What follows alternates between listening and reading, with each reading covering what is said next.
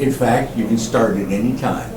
Okay, I'm Ruth Biggs, Russ Kaiser, and we always, my dad and I, and our family always watched Red and enjoyed his such, and and liked because we liked him because he didn't use the four-letter words. And that's where I came in a little more to come to the executive inn when he performed with our two children, and they were beginning to use those four-letter words. And I said, "You don't have to use those four-letter words to be popular. He don't use them. Look how popular he got to be." And so that was that one. And then we have good friends down in Kentucky, and she was very close to Red also because her uncle mentioned him because he had played with him when he was younger. And of course, I think he left Vincent's early, so it had to be pretty young when they played together. But anyway, this was halfway mark for us, and we were planning a trip, and we decided to go to the show and then plan the trip out west together. We were renting an RV, so we did that thing, and we enjoyed the show, and we met him, shook hands afterward and all too. So it needless to say, he did not remember, I guess, all the popularity and everything, but it was a thrill for us to go to this thing. It had good memories of starting a wonderful trip together with our best friends. Just look right here and go right ahead. My name is Wilma Martineau, and I worked at Sears. I worked there actually about 17 years.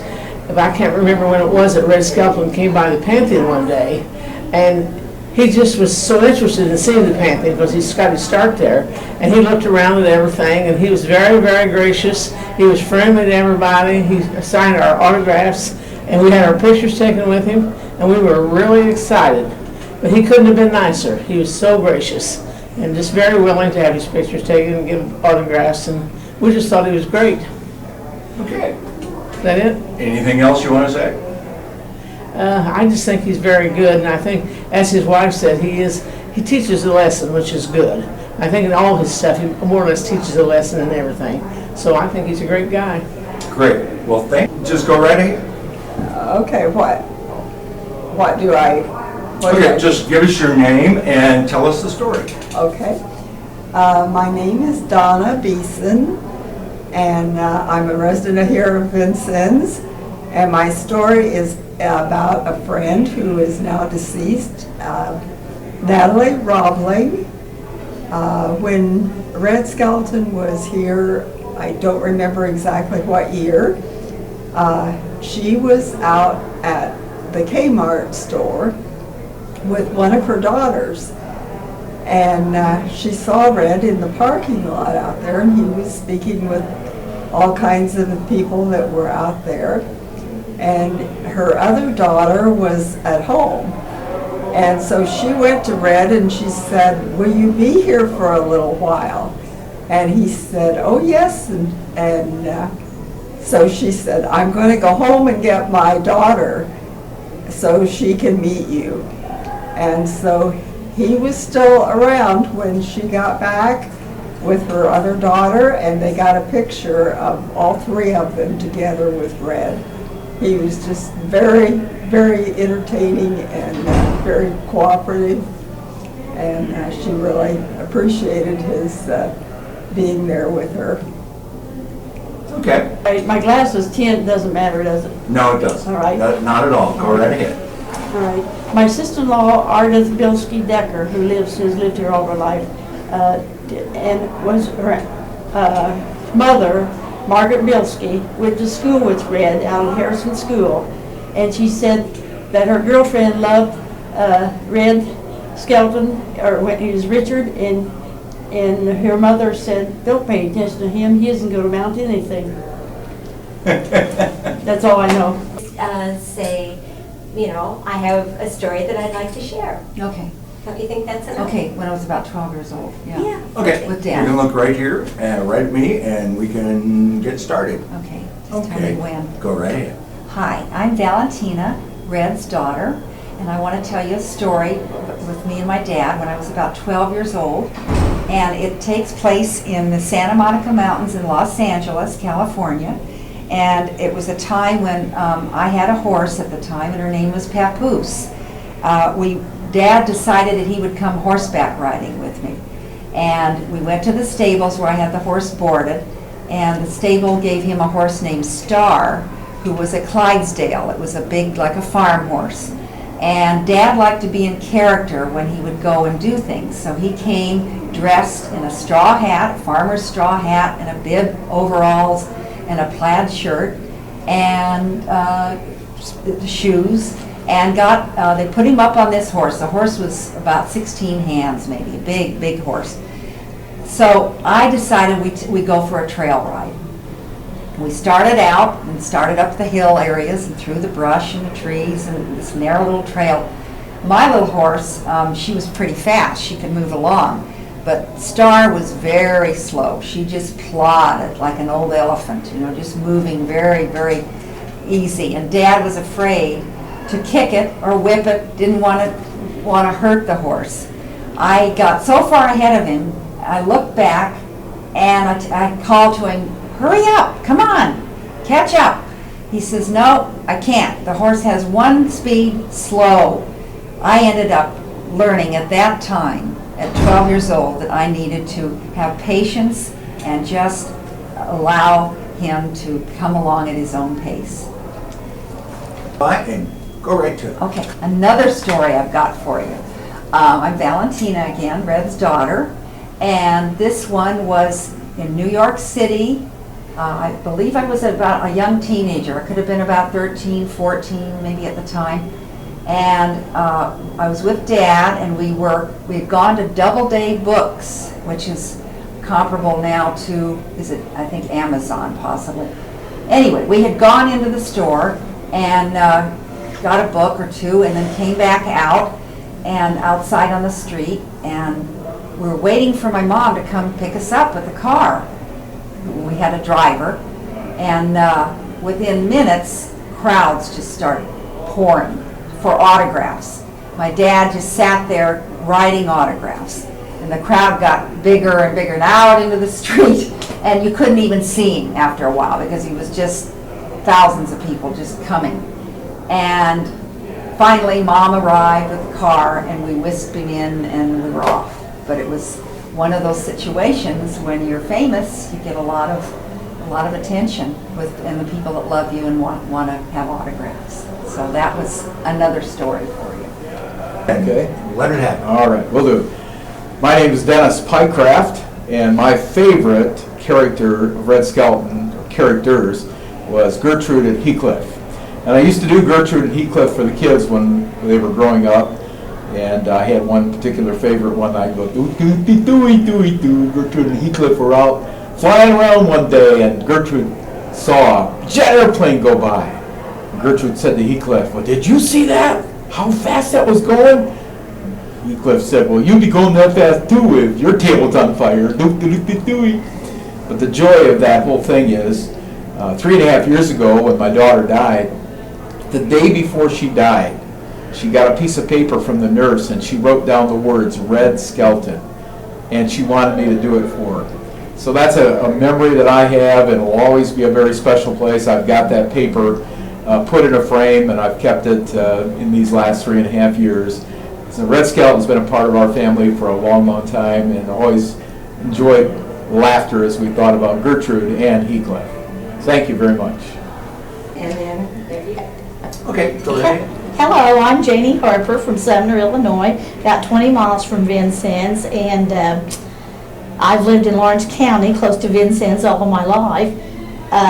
When I was in the 3rd grade, probably about 1953-4, we got our first TV set, and that was one of the shows we watched. And I always remember, I don't know why, I just loved Gertrude and Heathcliff. I just cracked up, and I still do every time I hear that. And then, of course, I like Freddie the Freeloader. I think he probably was my favorite.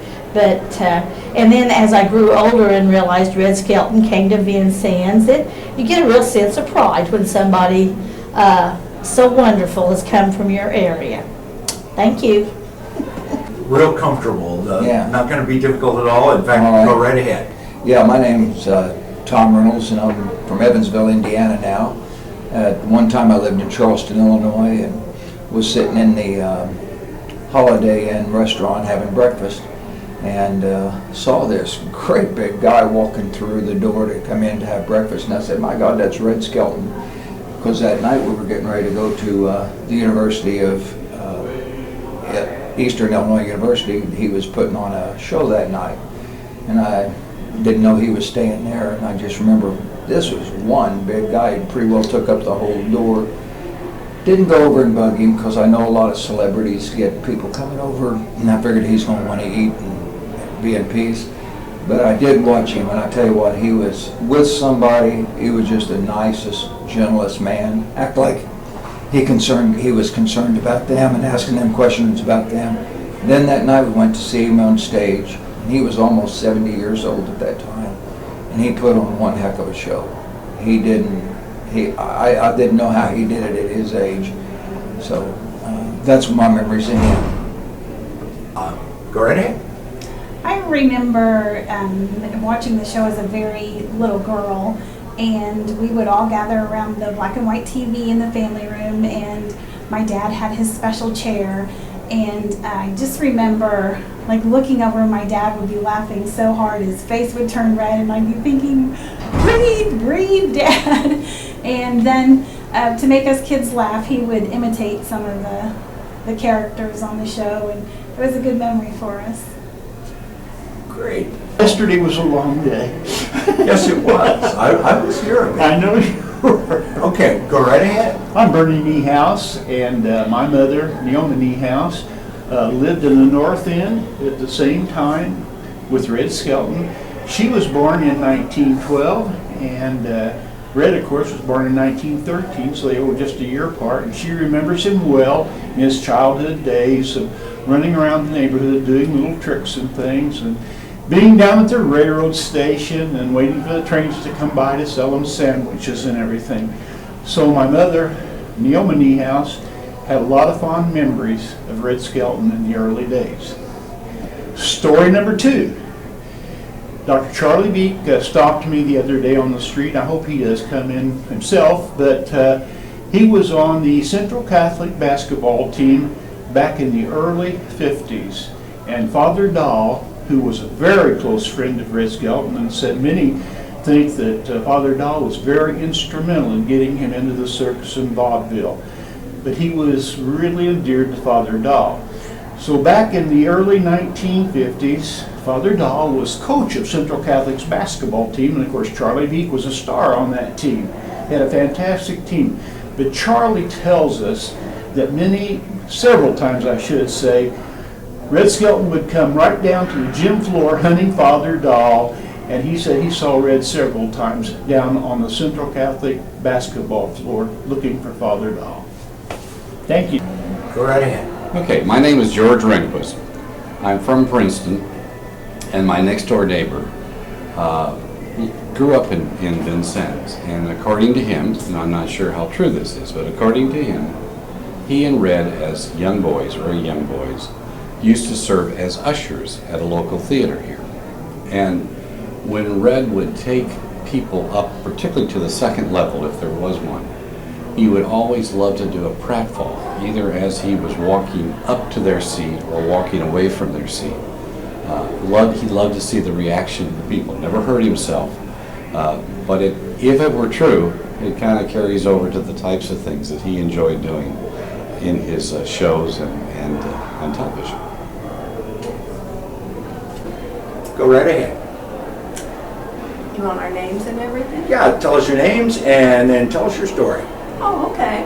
I'm Dolores Halton. This is my husband, Lowell Halton. And we attended Red's 82nd birthday celebration, and it was a ball. In Reno. In Reno, yes. he came out on stage. He wasn't in real good health then, but he came out on stage, and they very carefully explained to us that now Red was not all that well, and he would only be on stage for a few moments. Well, nobody told Red about that. He was on stage for half an hour and had a ball. He enjoyed himself so much. Of course, all of us enjoyed it too, but it was just wonderful. We had a birthday cake for him that was took 6 guys to carry, and it was at least 6 foot tall. Did I have a dancing girl in it? No, it was cake. It was cake. Okay. No, but it was a wonderful celebration. Okay. And go right ahead. While we were at Red's birthday party, we bought a painting. We commissioned a painting. And he did it, and then when we went back a couple of years later, he held this painting up to say, "Is this okay?" And of course it was. We were tickled to death with it. And also, while we were there buying our painting and checking it out, there was another couple there, a younger couple, that had a little boy. He looked like he might be maybe 4 years old. And he was just taken with Red. And his parents bought us a small painting. And Red took it out of their hands and drew on the back of it. And he drew Santa Claus coming down the chimney for that little boy. That's great. That was typically Red. Now, did you have anything else you'd like to talk about? I don't think so. And go ahead. Hello, my name is Angela Reeves. I'm from Granite City, Illinois. I met Red Skelton in 1985. He became close friends with our family and Mrs. Skelton also. He and my dad were great friends. It's really difficult to think about him being gone because he was so special, and I was honored that he called me friend.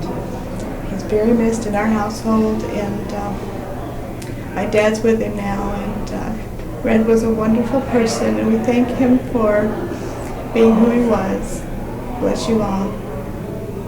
Now, if you would, give us your name, where you're from, and tell us a little story that you have about Red. My name's Don Kirk. I'm a longtime resident of Vincennes, and we operated out of here, my business partner and I, as puppeteers, and we travel around the country. And one of the things we did, we were up in Indianapolis with a guy named Bill Hopper, who first brought us to this area. And we were at a convention there, at the convention center, and as we walked through, we could see the banners, Red Skelton banners hanging in the convention center. He was going to be the entertainer that night for, I think, Eli Lilly had a big convention that they were putting on. And so we went to a restaurant, the Spaghetti Factory, and as we're sitting at our table, we looked across at the booth, and here's Red Skelton having dinner.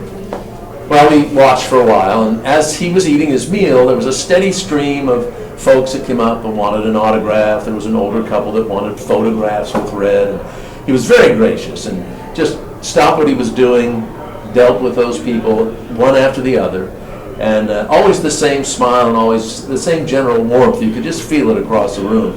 A young couple brings probably a 3-year-old boy who had no idea who Red Skelton was. Mom and Dad are pushing him toward Red. And Red was a big guy. I mean, he was an imposing figure. And this little boy is looking at this man in this booth, and Mom says, "This is Red Skelton." Of course, it meant nothing to this 3-year-old. Red looked at him, and the little boy was just on the verge of tears. Red stopped what he was doing, took a cigar out of his pocket, put it in his ear, and frizzed out his hair on either side, as he was wont to do. And this little boy started to laugh. And from that moment on, there was a real moment between this very gifted and very caring man and this little boy.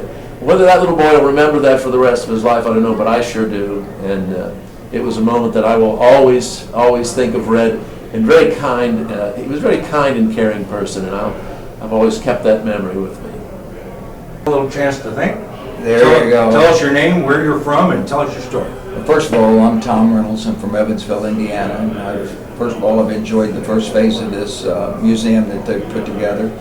I was just reminiscing about a story that I remembered about Red. Whenever they had dedicated the Red Skelton Bridge, they'd closed off, the governor was here, and there was quite a few of the public out on the bridge. And there was the official dedication for him. He was sitting in the background, and the governor officially announced that this is now the Red Skelton Bridge. Of course, then Red got up to speak, and he said, "I just want to clarify something." He said, "Mr. Governor, are you sure that this is really my bridge? This is really officially my bridge?" And the governor said yes, and he said, "Well, I'd like to thank everybody for coming and being on my bridge, but now will you kindly get the hell off my bridge?" And I thought that was a very cute story about him. And I also remember him telling the story about whenever he had a lot of morals. I never met him, but I did kind of meet him. I was sitting having breakfast, and he came in one morning at a Holiday Inn.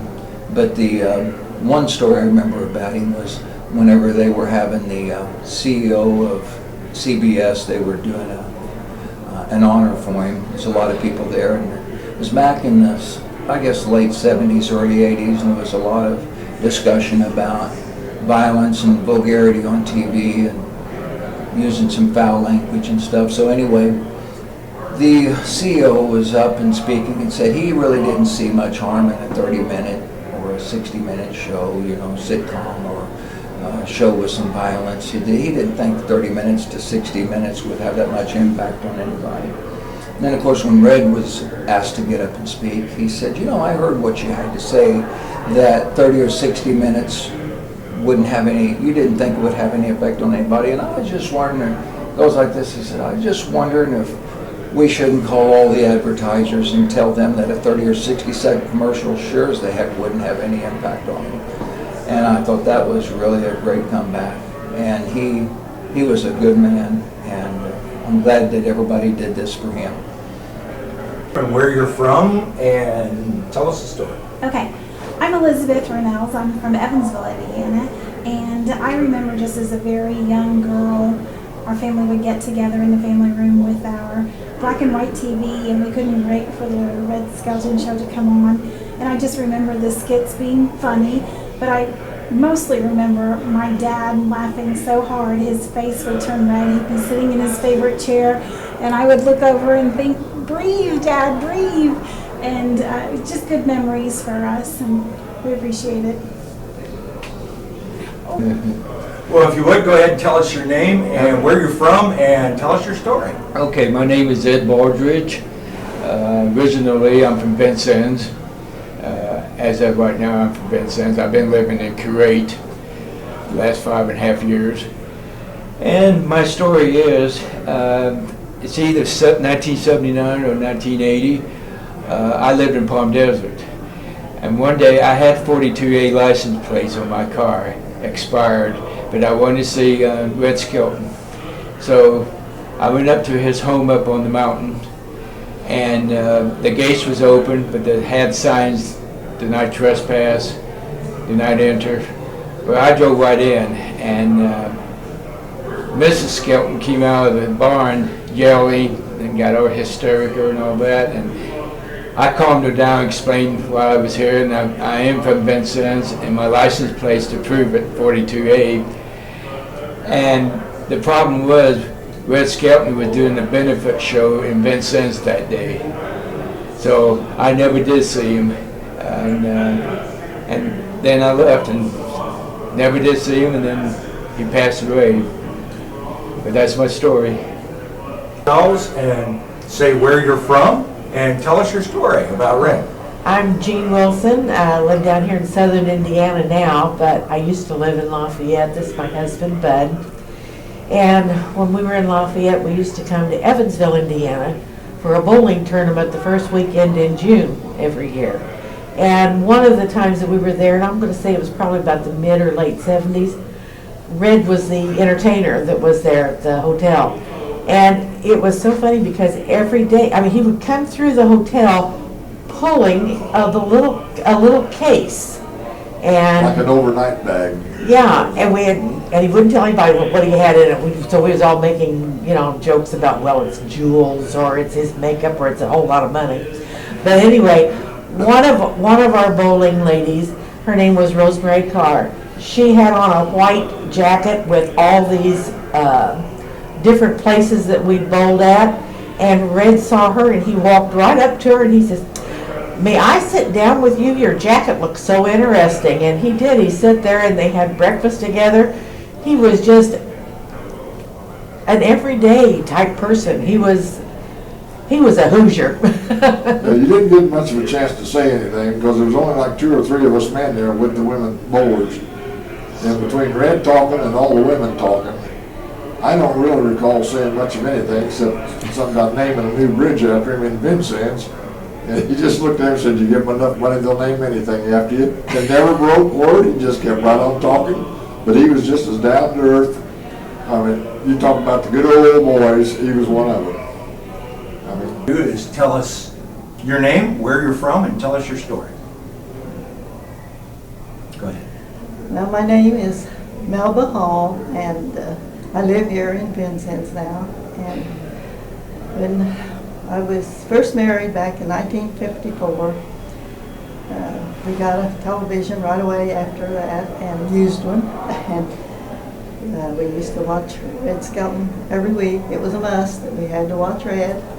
And I had a little boy later, and he thought he had to watch Red Skelton and really enjoyed him. And we liked all of his characters, but especially like Freddie the Freeloader, and we really enjoyed him. So, your name, where you're from, and tell us what Red Skelton or visiting the museum meant. Well, hello, I'm Steve Schreer. I'm from Kalamazoo, Michigan, and I drove down yesterday. Kalamazoo is about 320 miles north of Vincennes. And I came down last evening to attend the opening ceremony of the Performing Arts Center and Museum. And it was an excellent program. It was a treat to meet, and the privilege of meeting Valentina Alonso after the performance. Very personable, very friendly, and autographed a few of the books that I purchased for friends here at the gift store.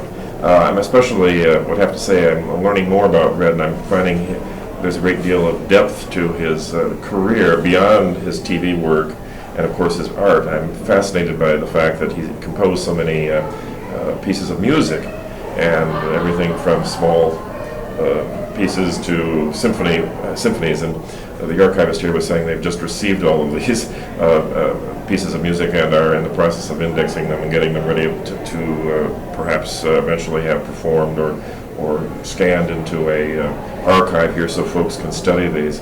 And I think that in particular will be fascinating to me. That could be even something that might turn out to be even another huge dimension to Red's life and personality that we didn't know about, and for future generations. So I guess that pretty much summarizes. I think this is a tremendous development here in Vincennes, and looking forward to visiting again in future years as it expands. Thank you very much. Tell us your name, where you're from, and your Red Skelton story. All right. Okay. My name is James Roach. I'm from Evansville, Indiana. I had a daughter that went to Purdue, and she was on the stage with Red. And there was a reception, and Red was standing there talking to her, and he said, you know, she told him, she said, I used to sit on my daddy's knee and watch you on TV. And he said, oh, well, that's wonderful. And he wrote on a little piece of paper, thanks, Jim.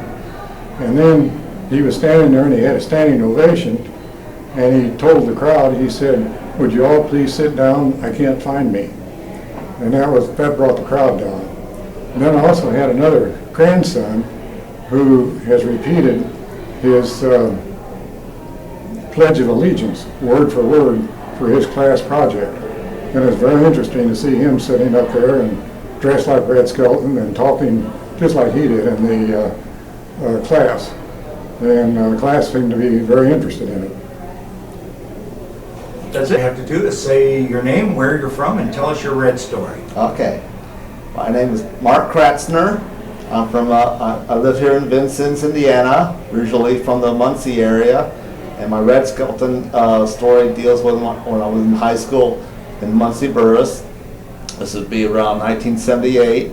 Red Skelton performed at the homecoming there, but also he paid a visit to my drama class. sort of one of the assignments for drama class was for the students to do a pantomime sketch with a partner. And so me and my partner, or my partner and I, I'm from the Red Skelton School of High School, which doesn't care. We got there early to rehearse, and our skit was as a dog trainer in a circus act. And my partner was the trainer, and I was the dog. And I was on all fours down in the classroom, and then the door opened and and then closed again. Me and my partner was like, "Was that Red Skelton?" And yes, it was. It was Red Skelton. He got there early, and so we got up, and I got the newspaper had a nice photo spread of Red Skelton. I got his autograph in the hallway. But I'm just kind of wondering what Red Skelton would have thought when he opened that door and he saw me on all fours on the ground and then shut the door. We never performed in front of him, so he didn't know what was going on, but just thought that was a strange look when he opened up and saw my rear end right when he went inside. That's it. Go ahead and say your name and where you're from. I'm Nancy Hensel, and I'm from Vincennes, Indiana. And I've been working on this museum for quite a while, and people have told me wonderful Red stories, and I'd just like to share a couple of them. One time when I was up in Terre Haute, a man came up to me and told me that a friend of his said, "Oh, I'm going to go visit and meet Red Skelton tomorrow. Do you want to come with me?" And he said, "Yeah, I do." And so he called in sick to work. So they went to meet Red Skelton. And Red Skelton was very accommodating and generous with his time. And then he said, "Hey, we're going to lunch. Come along with us." So he went to lunch with Red. And then Red said, "Oh, we're going to the TV studio. Come with us to the TV studio." And he went to the TV studio. And that night, he was on the evening news with Red Skelton. And his boss saw him and said, "Oh, out sick, eh?" So that was kind of where he got caught. And then another time, a man told me that he had grown up in Vincennes and knew Red, and Red said, "Hey, I'm going to go to the circus. I'm going to go work for the circus. Come with me. Let's go to the circus." And he said, "Oh no, I can't do that. I can't go to the circus and work on the circus." He says, "No, come with me. I'm going to go to the circus." And he tried to talk him into going Red tried to talk him into going with him to work with the circus. And he said, "No, I can't leave my family. I can't go." And he didn't go. And he said, "So I stayed here, and look where I am. Red went to go on the circus, and look where he is." So he had a little story to tell there. And tell us your story. So go right ahead. My name's Joe Compton. I'm from Indianapolis, Indiana.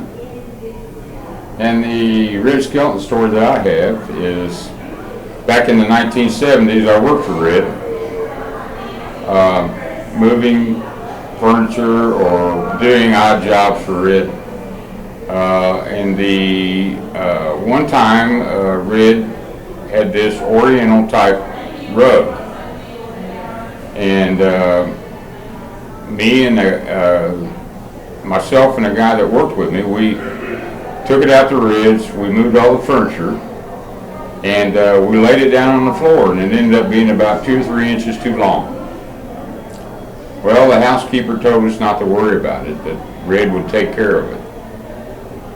So we left, and about 2 weeks later, maybe, we went back out, and the rug was down.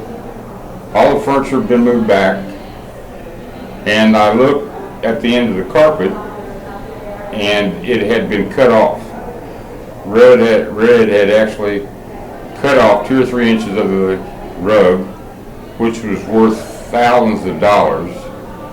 He had it imported from Asia somewhere, so.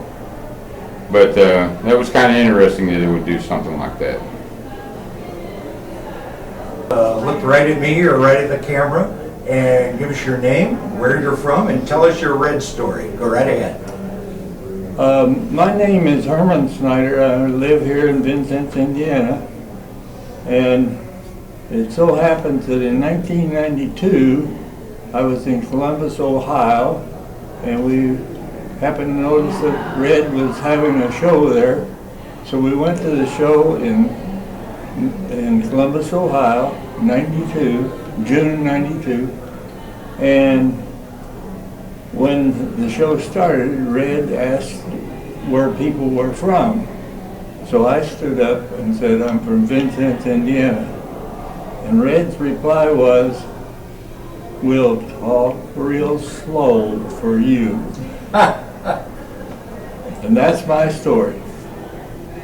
The same thing. And your name, where you're from, and tell us your Red story. Ready? Yeah. Ruby Eccles from Plainfield, Indiana.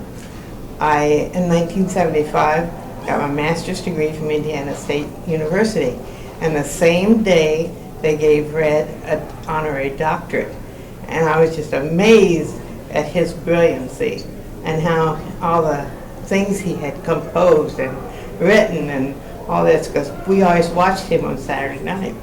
And so when he got up there he was the speaker naturally for our graduation, and it was only for master's and doctoral program at Indiana State.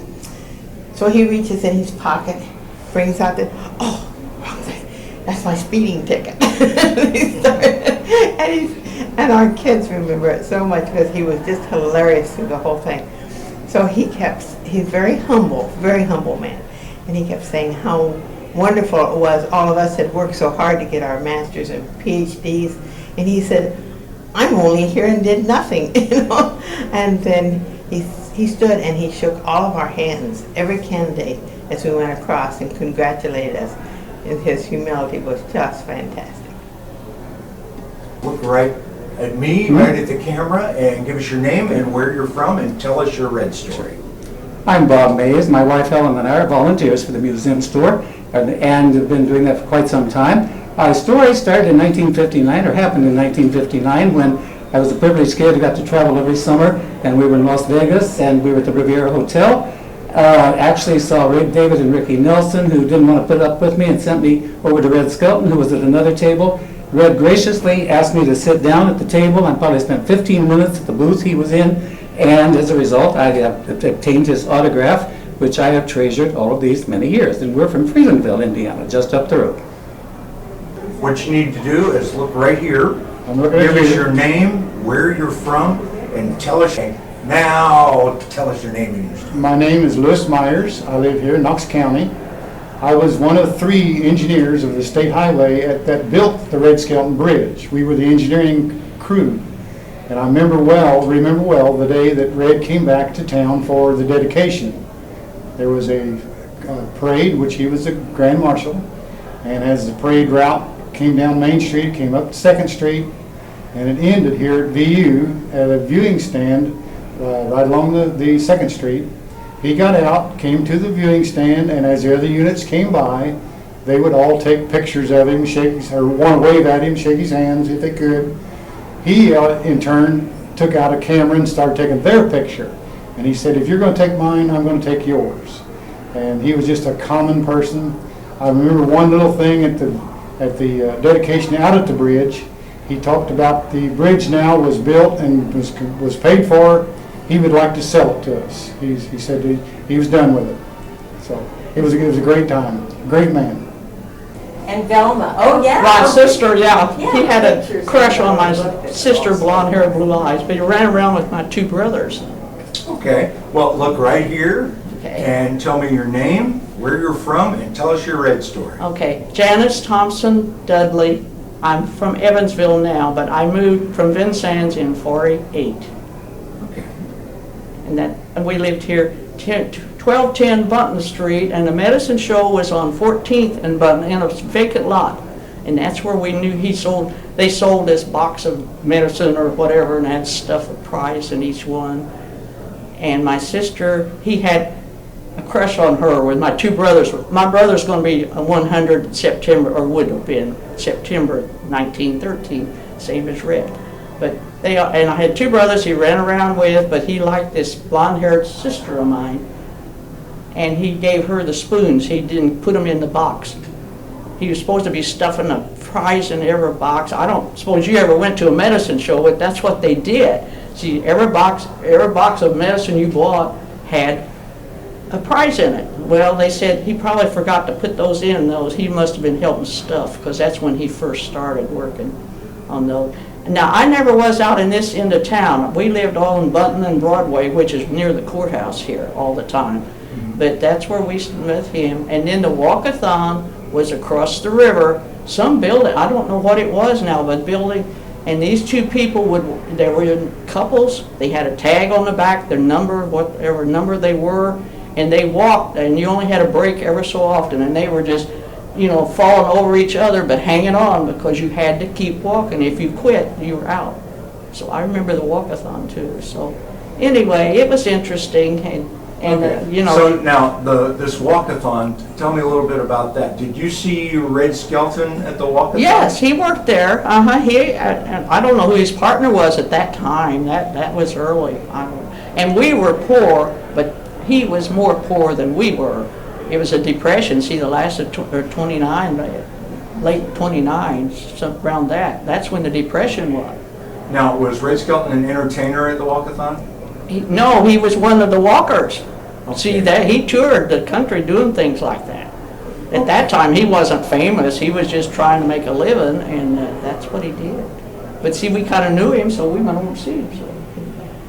But it was interesting, and if my brother was still alive, he could have told what pranks they did and everything, because he was a big cut-up, just like Red was, and the same age and all, and they just had ball. Going into Pantheon Theater, walking in backwards when people were coming out so they could get in the show.